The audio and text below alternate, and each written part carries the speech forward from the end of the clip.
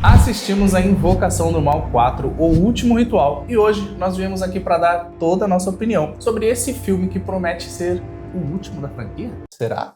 Mas, a princípio, sem spoiler e depois com spoiler. Mas não se preocupa não que a gente vai avisar antes, tá? Obrigado, amigo. Você é um amigo. E eu já te adianto, esse filme divide muitas opiniões. Então fica aqui com a gente porque a análise começa agora.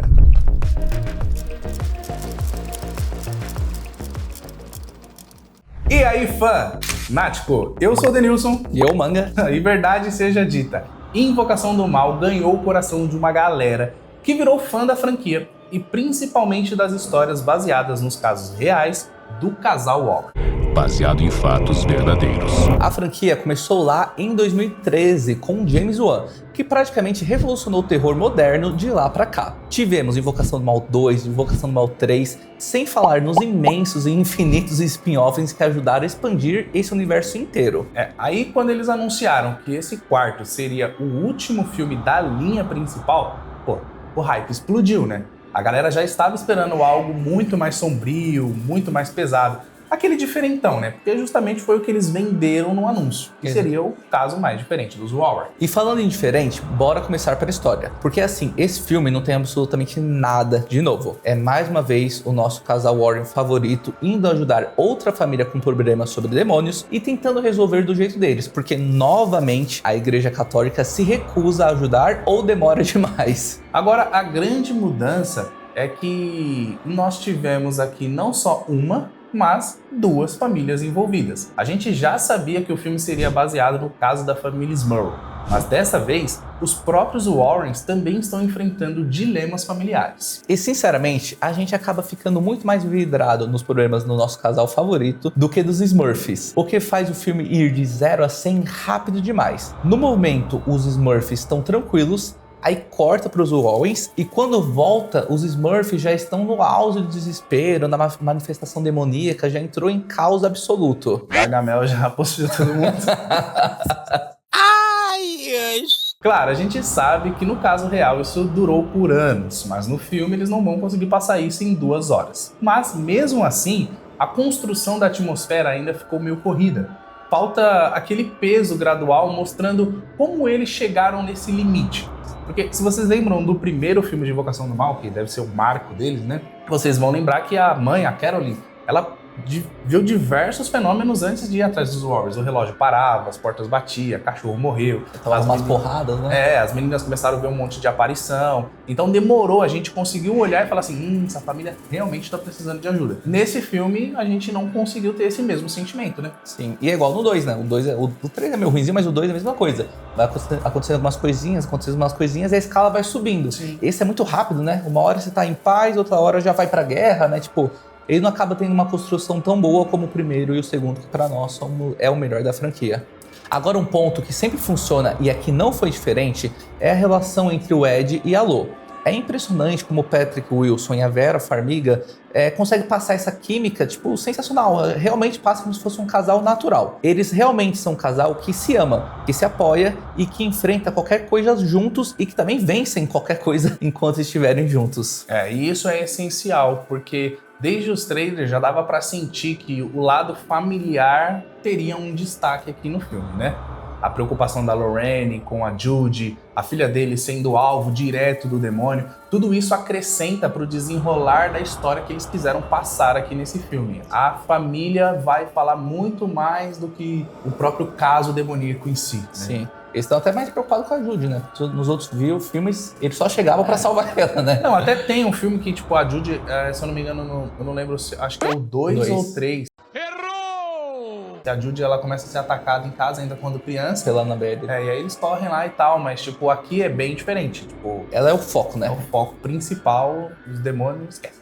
Exatamente. Agora falando do que realmente importa, é um filme de terror, e ainda mais sendo dirigido pelo Michael Chaves, né? Sim, são os sustos e o medo. O Michael Chaves, ele tem um histórico um pouco complicado quando o assunto é jump scare. Isso porque ele costuma exagerar bastante quando fala de jump scare, né? Sim, mas aqui, surpreendentemente, ele segurou bastante a mão dele. Os sustos são menos frequentes e até mais equilibrados, só que ainda assim continuam fracos, porque o problema não é a quantidade, mas sim a previsibilidade que eles acontecem. A gente já sabe de longe quando vai vir os sustos, mesmo quando eles tentam mudar algumas coisas, né? Depois a gente fala, na parte com spoiler a gente fala, mas a gente já percebe quando vai dar os sustos. Um outro ponto que eu acho que não ajudou também na questão do susto e do medo foi os próprios demônios, né? Alguns CGIs questionáveis, né?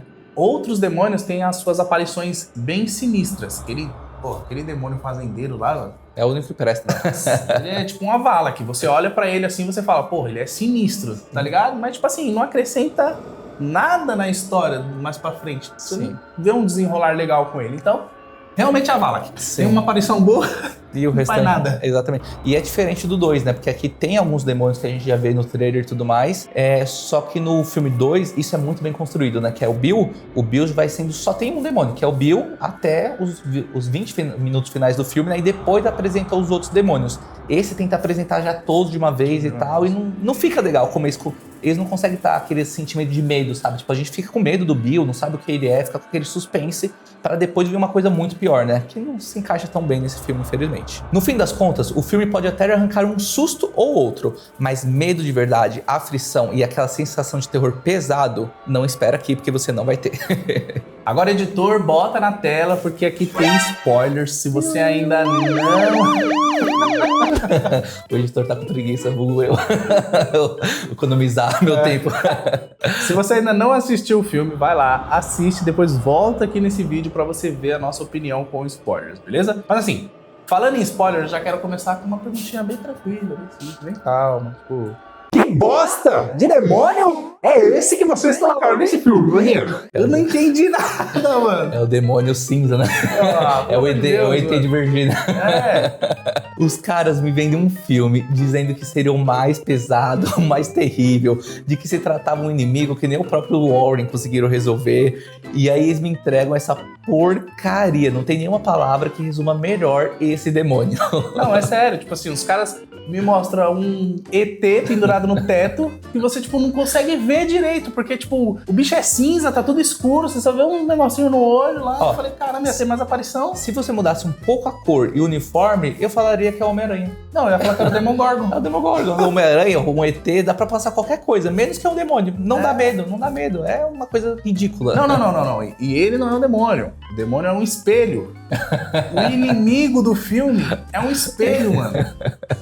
Tipo assim, não é igual Annabelle, que o demônio usa a Annabelle pra se manifestar através dela. Sim. Aqui não, aqui eles usam um espelho como se ele fosse a real ameaça do filme. Sim, parece que ele é dependente do espelho, né? Não tem sentido nenhum isso. Do nada você vê os caras, tipo, empurrando o espelho, tacando Bíblia no espelho, repreendendo o espelho.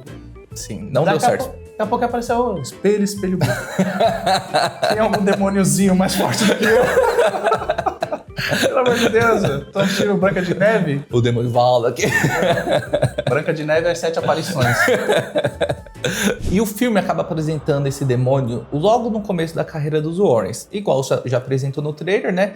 E aí a gente tá no spoiler também, então tudo bem. Mas era um momento que eles estavam no começo da carreira, tudo mais, só que acontece que a Lorraine estava grávida e o demônio acaba se manifestando no momento que a Lorraine toca no espelho. E aí nesse momento ela acaba tendo uma gravidez prematura e ela vai pro hospital, que é nesse momento que o demônio aparece lá, escalando as paredes. Homem-Aranha. Tentando meio que... não sei fazer o quê, porque você quer matar um bebê, o bebê vai pro céu, então, tipo, não consigo nem entender qual é o propósito desse demônio também, não fica muito claro pra gente no filme. Só que mesmo ele tentando, ele não consegue matar a menina, né? Por isso ele volta agora pra tentar de novo. E aqui entra, tipo, um ponto importante, porque a Judy, ela herdou os poderes espirituais da mãe dela, né? E, tipo, eles estão cada vez mais fortes. Então ela tá tendo umas visões que tá sendo cada vez mais frequentes, cada vez mais nítidas, né? Sim. E aí o filme vai entrando nesse âmbito da gente ver a Judy tendo que se relacionar com os novos dons que ela tem, com o casamento dela e, no meio tempo ainda, a família dos Smurfs. E continuando, a Lorraine sempre ensinou a Judy a conter esses poderes, mas chega em um certo momento que ela percebe que a filha precisa usar esse dom e não esconder ou tentar fugir, né? Só que aí o filme perde um pouco o rumo quando começa a ir pro termo mais importante, que seria a fé, né? Por conta que, querendo ou não, a invocação do mal é sempre tratado assim, né? O bem e o mal. E diferente de muitos filmes de terror onde o mal vence, esse não. Ele quer sempre destacar que o bem tem mais força, né? Então sempre o lado dos mocinhos vencem meio que até sem baixa nenhuma, né? Até um ponto meio fraco do filme, assim. Quem acompanha a franquia sabe o quanto a Lorraine sempre foi devota, né? Sempre foi ligada ao poder de Deus. Mas aqui eles, esqueceram totalmente isso. Na verdade, eles até fazem umas coisas que você fala, pô, mas, o padre morre dentro do local sagrado, né? Todos os filmes, a maioria dos filmes desse Invocaverso, a gente precisava de uma relíquia sagrada para conseguir vencer o demônio. Aí agora, dentro do âmbito sagrado, né? A água benta... Mano, a água benta do cara... Evaporou. Mano, por que os caras já não levam uma mangueira, já um balde? Os caras ficam com aquela bostinha, naquele negocinho jogando, mano. Não surtiu efeito. Mas o que eu tô querendo dizer é que, a água benta dos caras faz um negócio quase, evaporar. E aí, dentro da igreja, que seria o âmbito mais sagrado deles, o demônio consegue matar o padre. Eu achei meio forçado demais, né? E pior ainda, né? Sem explicar como que ele fez isso, né? Ele entrou na cabeça do padre, depois fez o padre se enforcar, o padre, que na teoria é quase um homem santo, né? Fez ele ficar possuído. Não ficou muito claro, assim, né? Se tivesse falado que o padre cometia pecados e tal, mas eu achei que não ficou muito legal esse ponto também, não. E assim, em vez de mostrar a força da fé, o foco ficou nos poderes da família e da filha, né? Principalmente da Lorraine e da Judy. Isso pra mim tira um pouco da essência de Invocação do Mal, que sempre representou que a Lorraine é muito ligada a uma freira, né? A fé em si deles, né? Então, ficou muito mais focado na fé deles do que na fé da espiritualidade. E olha, dessa vez o Michael Chaves ele pode não ter exagerado no jumpscare, mas não dá pra dizer o mesmo de algumas cenas, né? Aquela cena que a menina aparece jorrando sangue, né? Vomitando um rio de sangue. E aí, na cena seguinte, ela já tá, berrando como se nada tivesse acontecido, né? Nem arranhou a garganta dela. Sim. E é justamente por conta disso que várias cenas passam bem, assim, fantasiosas, né? Quer um exemplo? A Annabelão. Quando ela levantou e começou a mudar de forma, assim, eu jurei que ela ia se transformar, no Megazord, assim, no Transforme. Por conta que não tem muito sentido, né? Parecia que ela ia se transformar no demônio principal, só que aí ela vira a Annabelão lá, fica gigante, né? Não tem muito contexto, assim, para nós também não se encaixou muito bem. Eu achei que virou Resident. Nada virou Resident Evil. Ia aparecer o Leon lá. Ia fazer mais sentido, ia ser melhor. E o pior é que, isso nem ficou claro, né? Como que a Annabelle saiu do vidro pra atormentar a Judy? Será que ela tem uma conexão meio sinistra com a Judy por conta do filme passado? Ou será que, o roteiro só quis enfiar a boneca ali só pra dar um choque visual, sei lá, ganhar mais dinheiro? Porque a Annabelle... Na grana, né? Bom, uma coisa que eu realmente gostei foi o jeito que eles encaixaram o encerramento e a despedida dos Warrens. No fim do filme, muita gente acreditava na teoria que o Ed ia morrer, talvez de um ataque demoníaco ou até de um infarto. Mas a forma como eles mostraram a vida deles seguindo em frente, até envelhecerem juntos, acabou sendo bem mais emocionante do que ele morrendo por um ataque demoníaco. Outro detalhe é que o Ed entrega a chave pro Tony, né? E pra mim isso não é só um paralelo da vida real, da história real, mas é uma forma de deixar uma porta aberta, né? Porque quando eles quiserem para futuros filmes, eles podem agora usar a Judy e o Tony para seguir com esse legado. No fim das contas, Invocação do Mal 4 acaba cometendo os mesmos pecados de Invocação do Mal 3 e de outros filmes dirigidos pelos Michael Chaves. O filme em si não é muito envolvente, não é muito cativante e acaba não sendo um terror que te prende muito. O filme, pra mim, pelo menos, abordou muito mais a questão da nostalgia e do poder da família dos Warrens do que do poder espiritual que sempre foi tratado em Invocação do Mal, né? Então, a nossa humilde opinião aqui, a minha humilde opinião aqui, que eu deixaria uma nota de 5 por conta da nostalgia, porque realmente pra mim não acaba nem sendo um filme de terror. Diferente do filme que lançou recentemente, A Hora do Mal, que tá no canal aqui embaixo, vou deixar um cardzinho pra vocês verem depois, que não é um terror muito forte, mas é um terror psicológico, ele deixa uma tensão muito forte. Diferente desse filme que acaba deixando uma tensão muito mais de nostalgia do que de terror em si. Pra mim, nota 6. Um filme, assim, bem fraco pelo hype que eles tinham criado, né? O demônio mais forte, o caso mais perigoso. Tudo que eles, venderam pra gente, eu acho que eles não entregaram no filme, né? E essa parada de, baseados em fatos reais. Aí eles pegaram um único caso baseado do casal Warren, que foi o caso que eles não resolveram. Uhum. E aí eles tentaram criar uma resolução e eu acredito que não ficou legal. Assim, eu dou uma nota 6 porque eu gosto muito da interpretação do Patrick Wilson, da Vera Farmiga. Eles realmente passam, né, essa sensação de que eles são um casal, que se cuida, que se preza, né, que se ama.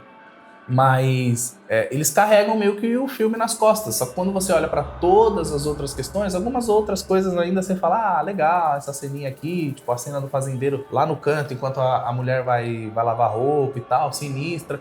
Mas no geral, o filme não te pega, né? Não te dá susto, não te dá medo, não te deixa pensando. Então, tipo assim, pra mim não é um filme forte. Pra mim, acho que ele também fica par a par ali com o terceiro. Sem contar também que, pra mim, acho que o Danção concorda também, o filme acaba sendo muito rápido para poucas explicações, né? Então ele não consegue subir a tensão. Cada vez, diferente dos outros filmes que vai subindo, que nem Invocação do Mal 2, que trata isso muito bem, começa com bio, aparições, vai subindo. Esse é muito rápido, uma hora você tá vendo uma apariçãozinha, de repente o cara já tá sendo abusado, levitado da cama. O filme acaba não tratando isso de uma forma muito linear, né? Acaba tentando correr demais para entregar tudo e acaba entregando tudo de ruim. Mas e aí, você já assistiu Invocação do Mal 4? Deixa sua opinião aqui, porque a gente vai ver e responder todos os comentários. E já aproveita para deixar o like, se inscrever no canal e ativar o sininho, porque ainda vem muita análise de fã para fã. É nóis, valeu!